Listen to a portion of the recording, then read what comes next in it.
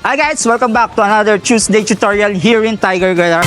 So for today's video, meron tayo ditong Altis 2020. Ano nga bang gagawin natin dito? Nagkaroon ng problema ang kanyang battery. So papalitan natin siya ng GS battery. Japan quality na rin siya. Sabi ng customer, pumapalya yung pag-start ng sasakyan niya. Nagde-delay. So kaya yun ang gagawin natin. Kaya papalitan na rin natin siya ng bago. Kailangan natin unang tanggalin is yung negative. Gamit lang kayo ng GS na wrench or socket. So ito lang tatanggalin nyo. Yung GS niyan. Yan.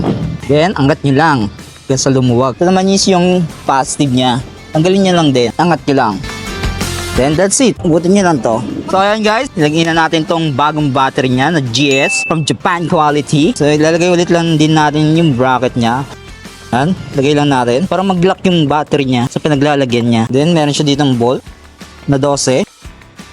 Kapitan nyo lang siya. Kailangan nyo lang ng socket na 12. Extension, then ratchet. Ikapit na natin itong bagong battery niya. Ibabalik na natin siya. Kaganina sa una, tinanggal natin yung negative niya. Then dito naman sa pagkabit natin, dapat lagi nyo alalahanin na yung positive lagi ang ikakabit natin. Sa pagtanggal yung negative, yung positive, sa pagbalik, tanggalin nyo lang to.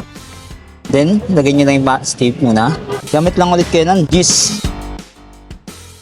Make sure na maigpit na siya.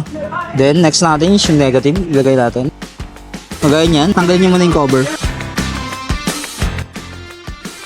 So guys, that's it. Naikabit na natin ang bagong GS battery niya.